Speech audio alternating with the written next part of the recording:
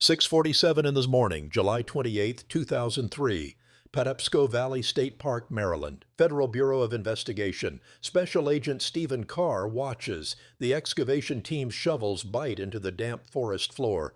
2 feet down, the metal detector screams. They have found another cache. Agents pull a Tupperware container from the earth. They pry open the sealed lid. Inside were hundreds of pages. These pages were marked Top Secret. They contained satellite imagery, intelligence reports, and military targeting data. One of the agents reaches deeper into the hole. He pulls out a laminated document. Something yellow, a post-it note, was stuck to the corner. 3 words were written in ballpoint pen.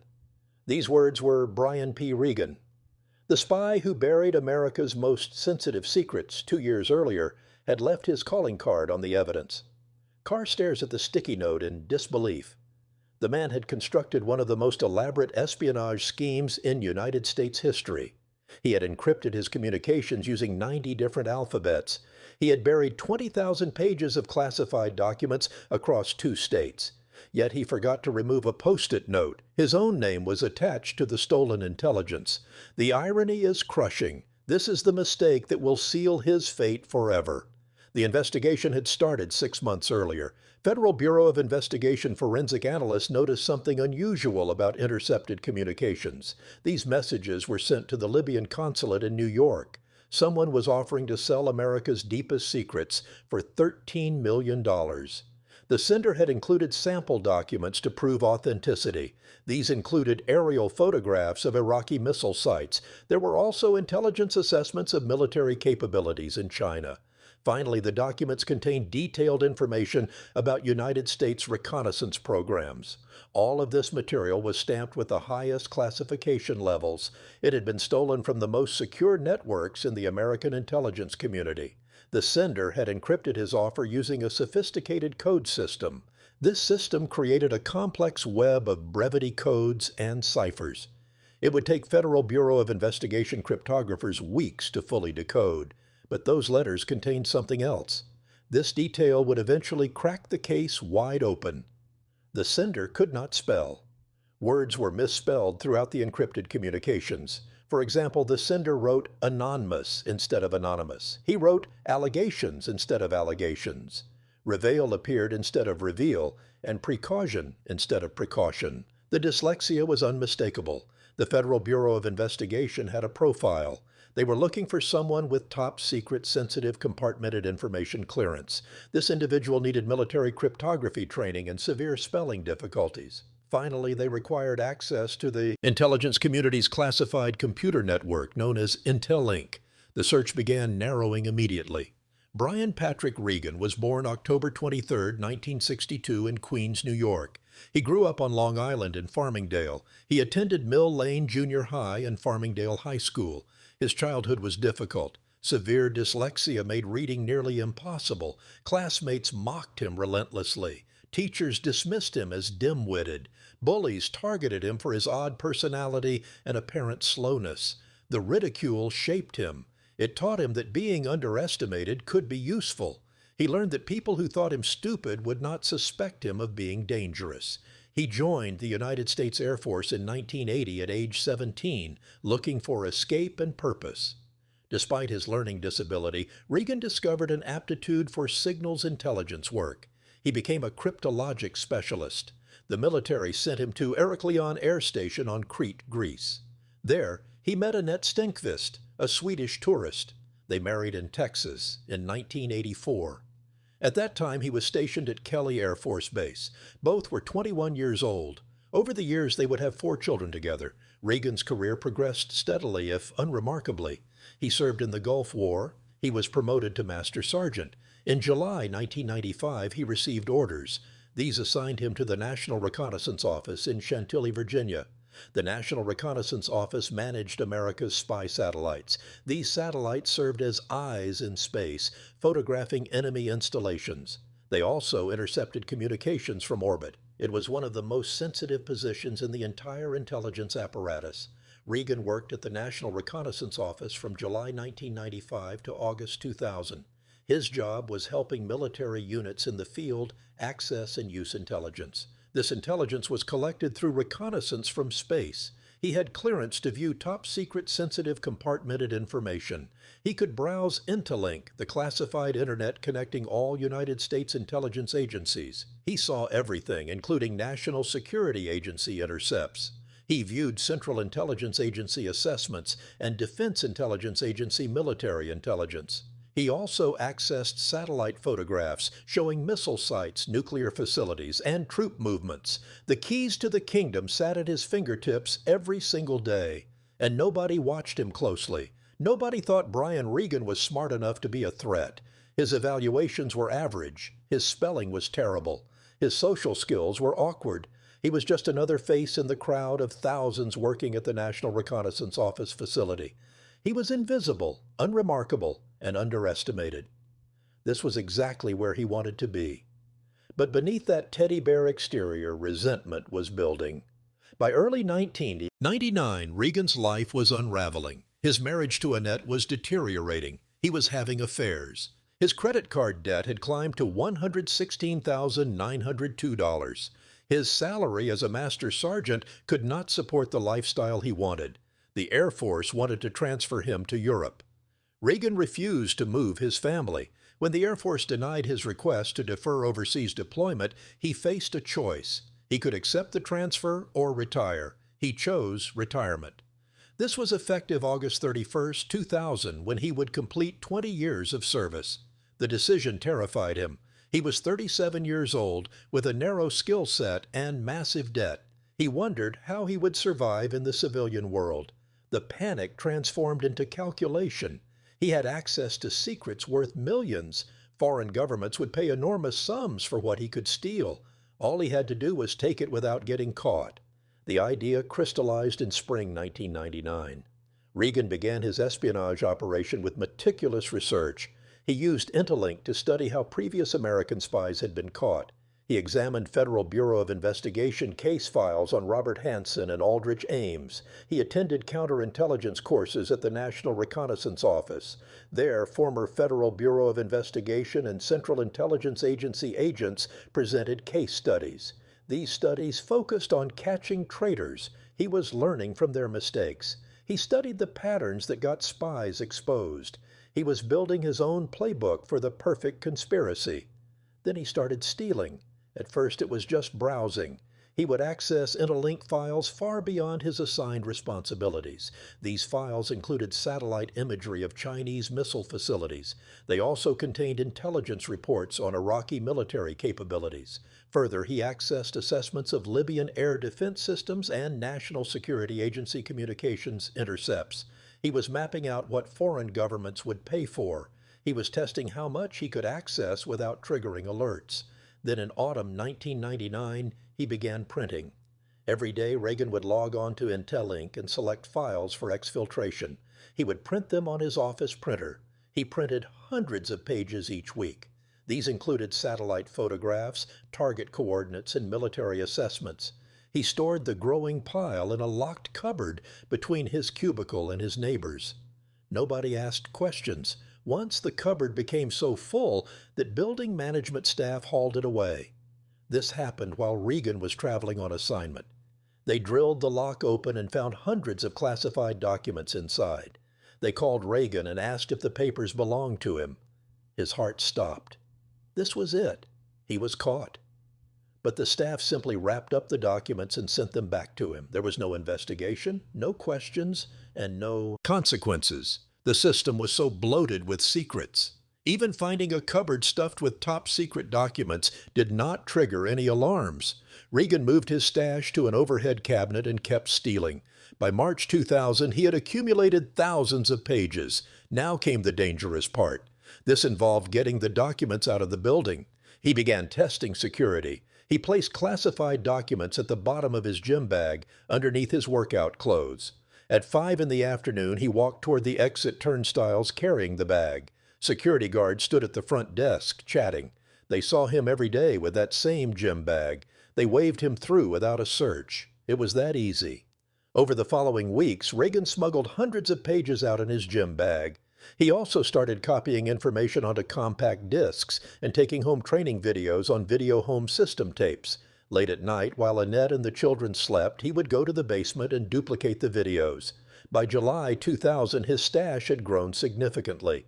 It contained more than 20,000 pages of documents. Additionally, he had dozens of compact discs and video home system videotapes.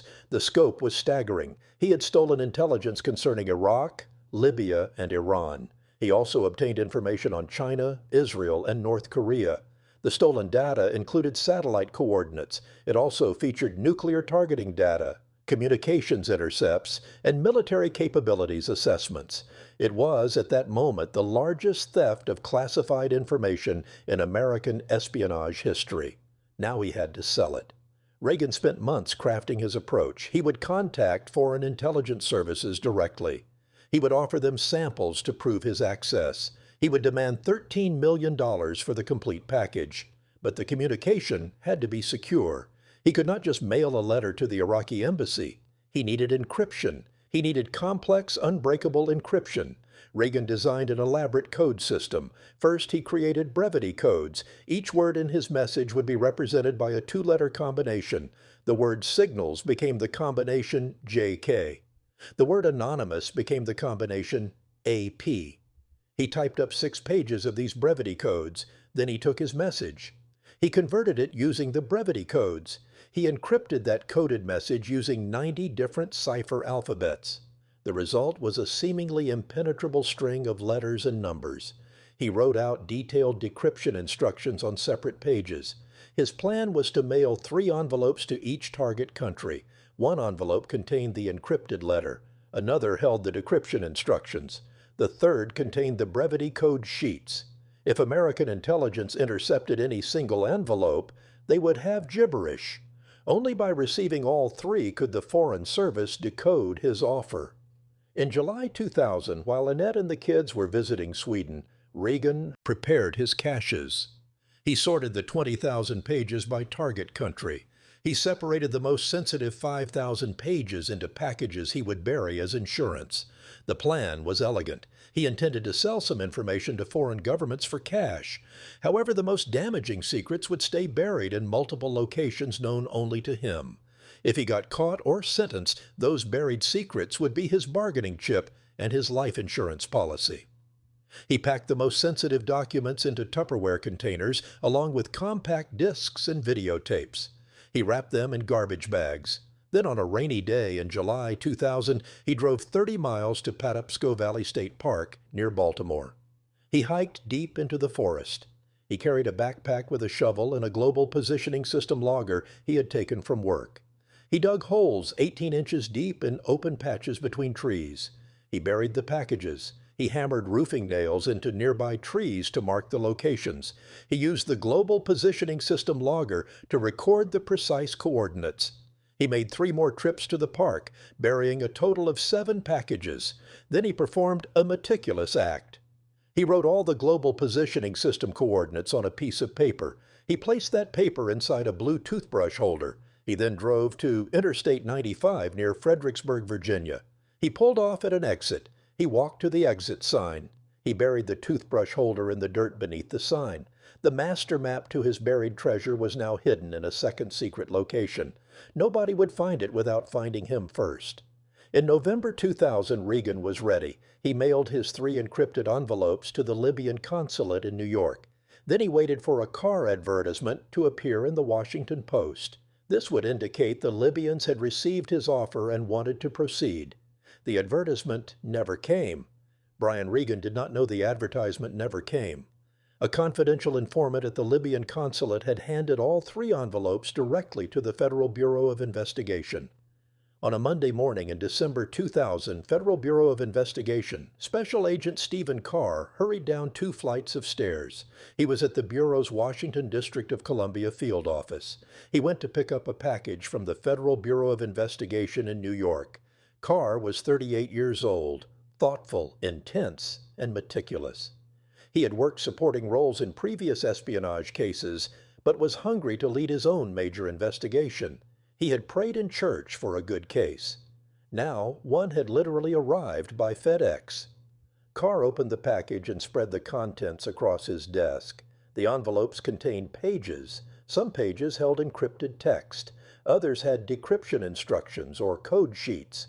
Many were actual classified documents. These included satellite imagery and intelligence reports. All documents were marked top secret. The sender was warning the Libyans he had access to everything. This included Central Intelligence Agency files, National Security Agency intercepts, and Defense Intelligence Agency military intelligence. Carr felt his pulse quicken. This was big. This was a mole inside the intelligence community actively committing espionage. The Federal Bureau of Investigation in New York had already decoded the first few lines using the included key sheets. The sender claimed to be a Central Intelligence Agency analyst with top-secret clearance. He was willing to commit espionage for $13 million. However, as Carr read through the brevity code sheets, he noticed something remarkable. Misspellings appeared everywhere. There were dozens of them. The list of misspellings included anonymous instead of anonymous, allegations instead of allegations, and reveal instead of reveal. The list went on. Whoever wrote this was severely dyslexic. That was the first clue. The second came from analyzing the email account the sender wanted to use for further contact. Federal Bureau of Investigation agents in New York had obtained permission from the Attorney General to access the account Jacobscall at mail.com. The account had been created on August 3, 2000, using Internet access from a public library in Prince George's County, Maryland. It had been accessed 6 times from public libraries around Washington, District of Columbia. These locations were mostly in and around the towns of Bowie and Crofton, Maryland. Carr marked the locations on a map with pins. These locations clustered near Fort Meade and the National Security Agency. The profile was becoming clearer. The spy had a military background based on the brevity code system. They possessed top-secret clearance and access to Interlink. Their file showed severe dyslexia. They lived in or near Bowie or Crofton, Maryland, and likely worked at the National Security Agency. Carr called Robert McCaslin, head of counterintelligence at the National Security Agency. They began running the profile against employee databases. They were searching for National Security Agency personnel with signals intelligence backgrounds and known learning disabilities who lived in the target geography. The list was still too long, with hundreds of possible suspects. They needed more data. The breakthrough came when Federal Bureau of Investigation cyber specialists analyzed the documents. They determined exactly which Interlink files had been downloaded and included in the envelopes. The images and reports had not come from National Security Agency systems. They had been pulled from National Reconnaissance Office databases. The spy worked at the National Reconnaissance Office. The National Security Agency provided a list of all their personnel assigned to work at the National Reconnaissance Office. The Federal Bureau of Investigation cross-referenced that list against the profile. They narrowed it to a handful of candidates. Then the National Security Agency pulled access logs. These logs showed which users had downloaded the specific Interlink documents included in the Libyan package. One name appeared on every search: Brian Patrick Regan. He was a master sergeant in the United States Air Force. He was assigned to the National Reconnaissance Office from July 1995 to August 2000. He retired in August 2000. He was rehired as a contractor through TRW Incorporated in October 2000. He was due to return to work at the National Reconnaissance Office in summer 2001. He lived in Bowie, Maryland. Carr pulled Regan's personnel file. There was documentation of a learning disability. This included severe dyslexia. The Federal Bureau of Investigation had found their spy. However, having a suspect and proving espionage are two different things. Carr needed evidence. In April 2001, the Federal Bureau of Investigation began intensive surveillance of Brian Patrick Regan. Teams of specialists followed him everywhere. They watched him drive from his townhouse in Bowie to his TRO offices in Chantilly, Virginia. They monitored his movements on weekends. They cataloged his routines. They waited for him to make a mistake. On May 23, 2001, Regan gave them what they needed. At mid-morning, he suddenly left his TRW office and began driving erratically through the streets of Chantilly. He swerved across multiple lanes at high speed. He made sudden turns. He was conducting counter-surveillance, trying to detect if anyone was following him. He got on Interstate 66 West and drove 10 miles at breakneck speed. He then exited at Manassas National Battlefield Park. He drove up a one-way dirt road into the park. He stopped his van halfway. He sat there for 20 minutes watching for surveillance. A Federal Bureau of Investigation surveillance specialist nicknamed Smitty was on the phone with Carr during the entire sequence. Smitty said they had a live one. Regan finally got out of his van, walked a few yards into the woods, and placed 2 Mad magazines on the ground. Then he drove back to work, stopping for lunch. Later that day, he returned to the park and retrieved the magazines. They were exactly where he had left them. Regan believed he was clean. He believed he had confirmed no one was watching him. He was wrong. The Federal Bureau of Investigation surveillance was so sophisticated, Regan never detected it. Multiple rotating vehicle teams and fixed observation posts with long-range cameras supported the operation. Electronic monitoring was authorized by Foreign Intelligence Surveillance Act warrants from the Foreign Intelligence Surveillance Act Court. Every movement was logged with timestamps and global positioning system coordinates. The surveillance logs for April alone filled 372 pages. The Federal Bureau of Investigation was building an airtight case. On June 13, 2001, Federal Bureau of Investigation cameras recorded Regan at the Crofton Public Library in Maryland searching for embassy addresses. He was preparing for his trip. On June 26th, Regan flew to Berlin, Germany, then on to Munich. His checked baggage contained glue and packing tape. The Federal Bureau of Investigation did not know why. On July 3rd, he flew back to Virginia. On Monday, July 30th, 2001, Regan began his TRW contractor assignment back at the National Reconnaissance Office. He was assigned to basic orientation and online learning courses. However, National Reconnaissance Office surveillance cameras observed him immediately accessing Interlink files completely unrelated to his work. He pulled up information on Chinese missile sites. He took handwritten notes in a small pad. He copied coordinates. He was still stealing. This happened on his very first day back, right in front of hidden cameras. The Federal Bureau of Investigation had him. Now they just had to wait for him to make his move. On August 15, 2001, surveillance cameras recorded Regan at his National Reconnaissance Office desk. He was accessing classified information and taking extensive notes. He was preparing for the trip. August 23rd was his last day before a week of vacation. He told his supervisor he was driving to Orlando with his wife and kids. That was a lie. At approximately 4 in the afternoon on August 23, 2001, Patrick Regan logged out of his computer. He picked up his duffel bag. He walked out of the National Reconnaissance Office for the last time, as a free man. He drove directly to Washington Dulles International Airport. He checked in for a flight to Zurich, Switzerland, departing at 6:15 in the evening. His plan was simple. He would fly to Zurich. He would make contact with Iraqi and Libyan embassy officials. He intended to sell them America's secrets.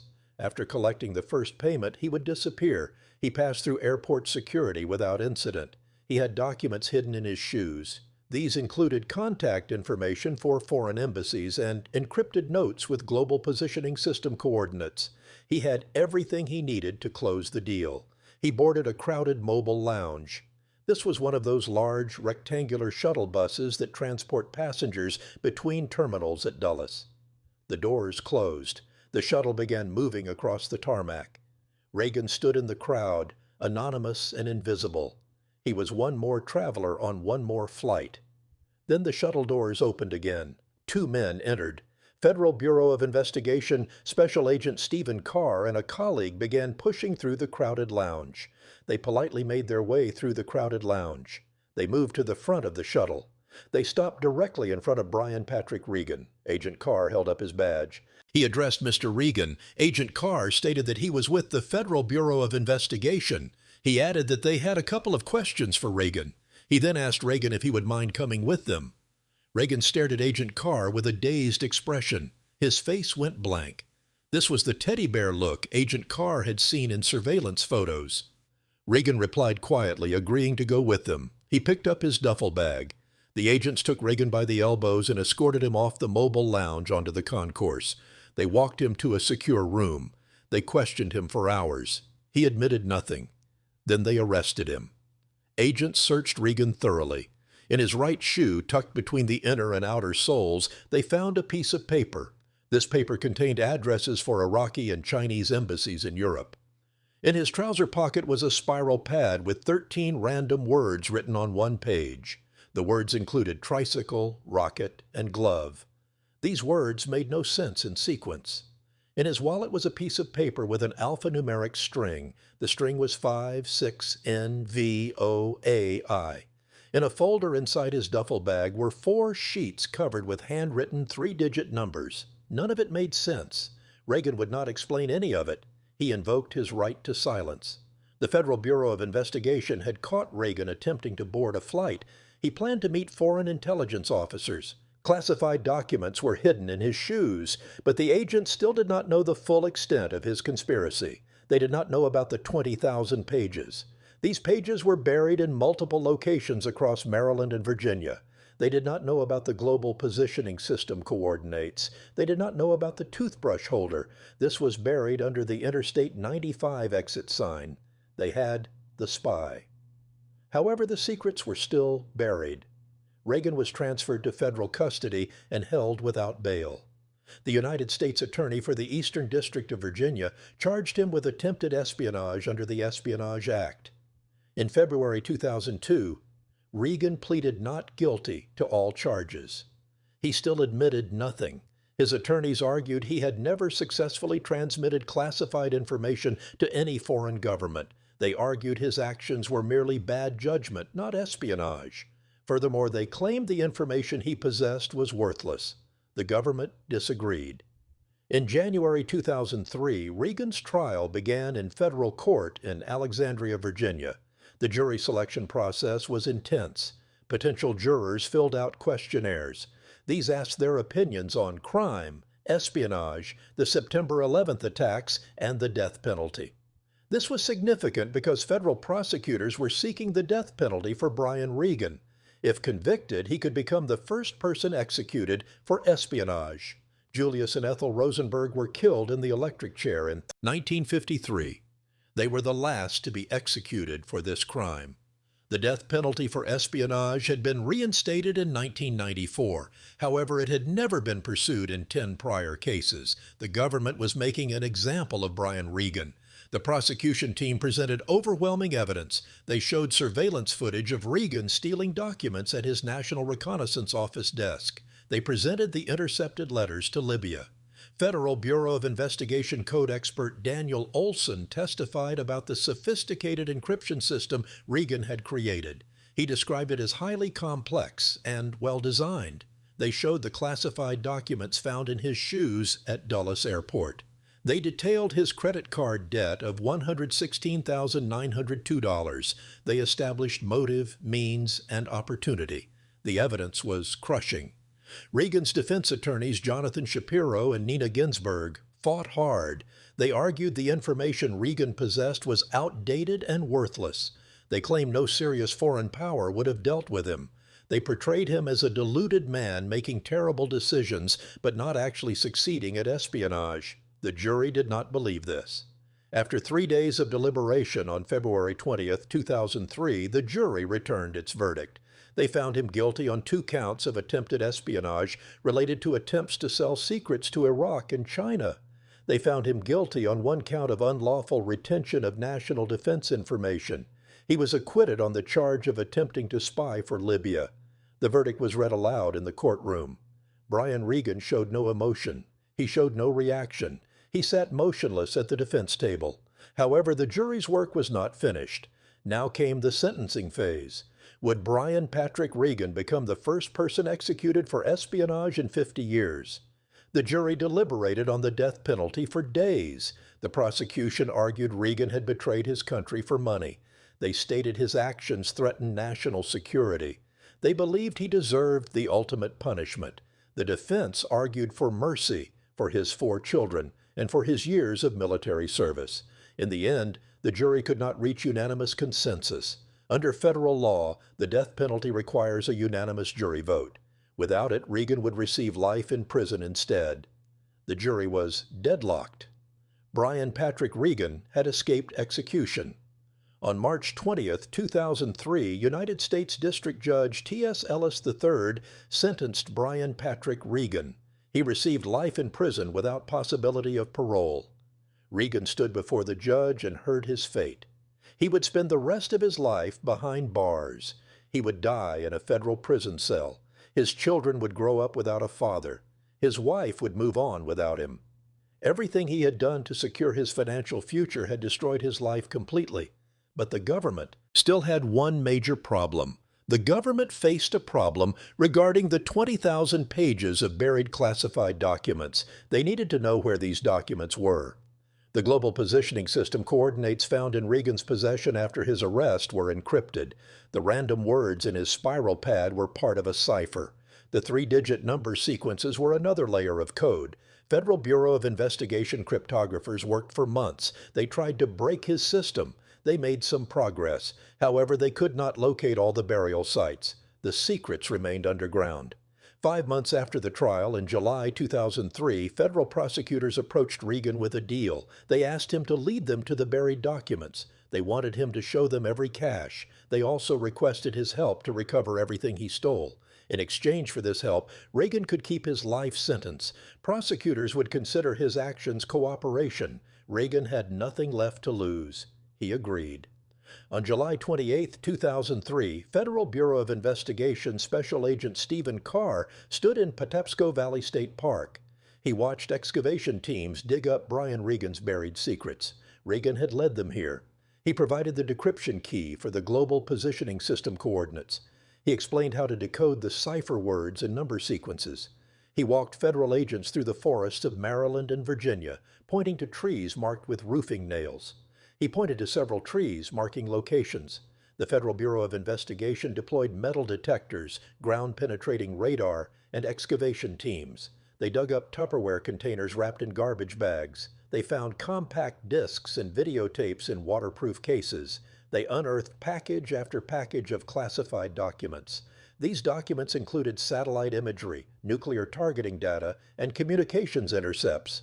They also contained military capabilities assessments and intelligence on China, Iraq, Iran, Libya, North Korea, and Israel. The scope was breathtaking. By the end of July 2003, the Federal Bureau of Investigation had recovered approximately 20,000 pages of highly classified documents. They also found numerous compact discs and videotapes. All of these were buried underground in Maryland and Virginia state parks. 2 anonymous federal officials told media they believed all the hidden material had been found. The largest theft of classified documents in American espionage history had finally been recovered. However, during one of those excavations, the Federal Bureau of Investigation discovered something almost unbelievable. This discovery perfectly captured the contradiction at the heart of Brian Regan's conspiracy. When agents dug up one of the caches and opened the Tupperware container, they found a stack of laminated documents. These contained some of the most sensitive intelligence ever stolen. And stuck to the corner of one of those documents was a small yellow square. It was a Post-it note with 3 words written in ballpoint pen. The words were Brian P. Regan. This was the man who had created an encryption system using 90 different alphabets. He had designed an elaborate code involving brevity codes, cipher wheels, and complex keys.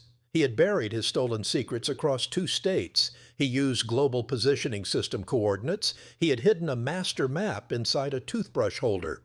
This was beneath an interstate exit sign. That same man had accidentally left a Post-it note with his own name attached to classified documents. This happened before burying them in the forest. The absurdity was almost painful. Regan had spent years planning the perfect espionage operation. He had studied how previous spies were caught. He had attended counterintelligence training. He had researched operational security protocols. He had encrypted his communications so heavily that Federal Bureau of Investigation cryptographers needed months to decode them. And yet, he had committed one of the most elementary security failures imaginable. He had left a sticky note with his actual name on stolen documents. When Federal Bureau of Investigation agents discovered it, they could barely believe what they were seeing.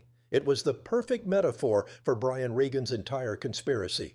It was brilliant and stupid at the same time. It was sophisticated and careless. It was meticulously planned and catastrophically flawed. The aftermath was swift and permanent. Brian Patrick Regan was transferred to Federal Correctional Institution Terre Haute in Indiana. He served time there for years. Later, he was moved to his current location at Federal Correctional Institution Cumberland in Allegheny County, Maryland. His Bureau of Prisons register number is 41051083. He is now 62 years old. He will die in prison. There is no parole for life without possibility of parole. His wife Annette avoided prosecution for attempting to cover up his actions. She moved on with her life. The 4 children grew up knowing their father was a traitor serving life in federal prison. Regan's case became a textbook example in counterintelligence training. In 2016, journalist Udajit Bhattacharjee published a book about the case. The book, titled The Spy Who Could Not Spell, covered a dyslexic traitor, an unbreakable code, and the Federal Bureau of Investigation's hunt for America's stolen secrets. The book detailed how Regan's dyslexia both enabled and doomed his conspiracy. His terrible spelling helped the Federal Bureau of Investigation identify him. However, it also explained how he had been so consistently underestimated throughout his life. This allowed him to steal 20,000 pages of classified material without anyone suspecting him. The book became required reading in intelligence community security training programs. The damage assessment from Regan's theft took years. Intelligence officials determined that if he had successfully sold the stolen material, the compromise would have been catastrophic. This included sales to Iraq, Libya, or China. The documents contained information that could have cost American lives. They could have revealed intelligence sources and methods. They could have exposed satellite capabilities and targeting data. The stolen compact discs and videotapes included training materials on signals intelligence collection. This information would have given adversaries detailed knowledge of how the United States spies on other nations. In congressional testimony, intelligence officials called it one of the most damaging attempted breaches in history. But there is a bitter irony in the way it ended. Brian Regan thought he was brilliant. He believed he had outsmarted the system. His elaborate encryption and buried insurance policy made him untouchable. He was convinced that being underestimated, his entire life would be his advantage. He thought nobody would suspect the dyslexic Air Force sergeant of masterminding a massive espionage operation. He was partly right. He stole 20,000 pages of America's most sensitive secrets. He smuggled them out of one of the most secure facilities in the intelligence community. He buried them across 2 states without detection. He created an encryption system so complex that cryptographers from the Federal Bureau of Investigation took months to break it. He evaded detection for nearly 2 years.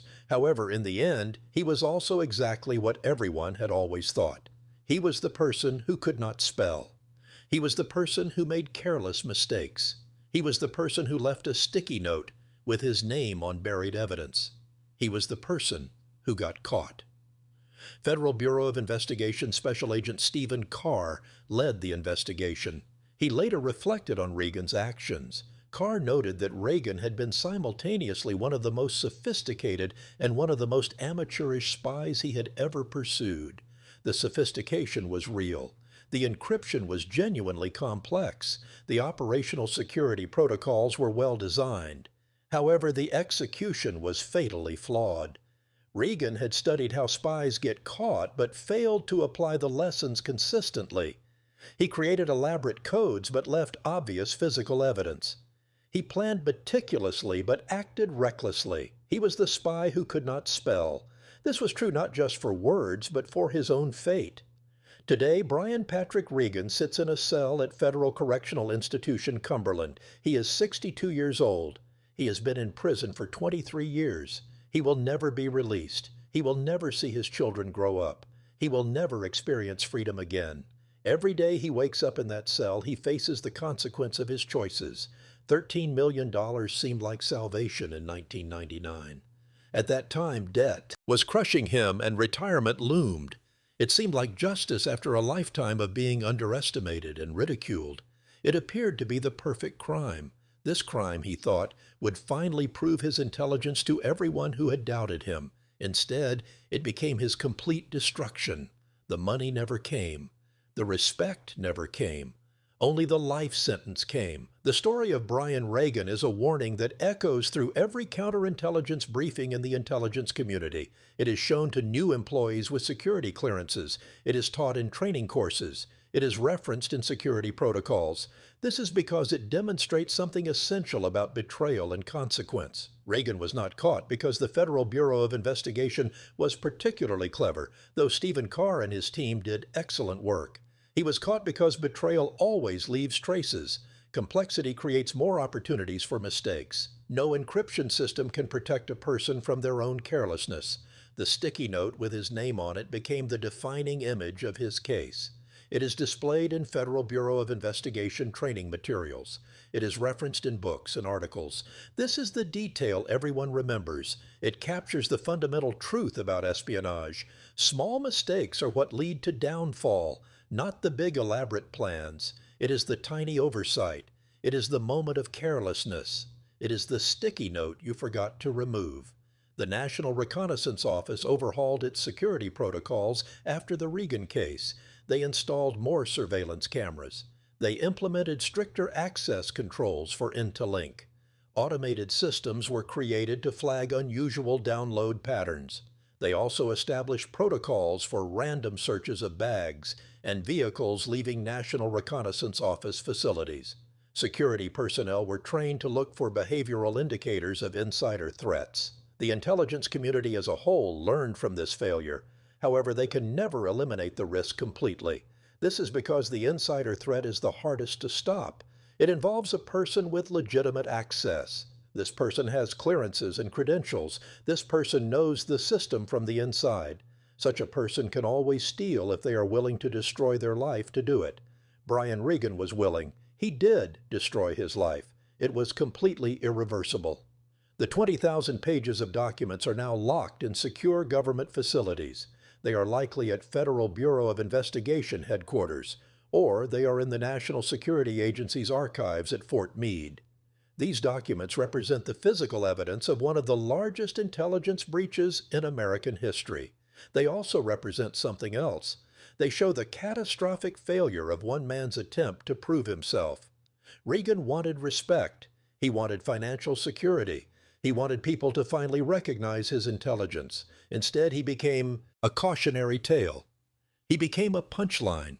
He was the spy who could not spell. He was the man who left a sticky note on his crimes. There is a deeper tragedy here that goes beyond national security. Brian Regan was a victim of his own resentments. The bullying he suffered as a child with dyslexia scarred him permanently. The constant underestimation shaped his entire worldview. He saw the world as a place that owed him something. He felt that it had cheated him. He felt it refused to recognize his worth. Perhaps it had. Perhaps his teachers should have helped him more. Perhaps his classmates should not have mocked him. Perhaps the Air Force should have valued his contributions more highly. However, none of that justified treason. None of that justified stealing America's secrets and offering them to hostile governments. None of that justified putting lives at risk for money. Regan made a choice. He chose betrayal over loyalty. He chose money over honor. He chose to become the very thing he had spent his life trying to prove he was not. He became a failure, because that is what he is now. He is not a successful spy. He is not a master criminal. He is just a failure serving life in prison for a crime that accomplished nothing except his own destruction. The $13 million never came. The secrets never sold. The respect never arrived. Only the consequences came. They came completely. If you found this story compelling, consider subscribing to this channel. We dive deep into true espionage cases. We uncover the real stories behind America's most shocking betrayals. Every week we bring you new cases with the same level of detail and research. Hit that like button if this story kept you engaged. Drop a comment telling us what aspect of the Brian Regan case shocked you most. Was it the sticky note? Was it the 20,000 buried pages? Was it the sophisticated encryption system broken by bad spelling? We want to hear your thoughts. If you are interested in more insider threat cases, check out our videos. We cover Robert Hanssen, Aldrich Ames, and other spies who betrayed America from within. These stories matter because they are real. They happened. They continue to shape how America protects its secrets today.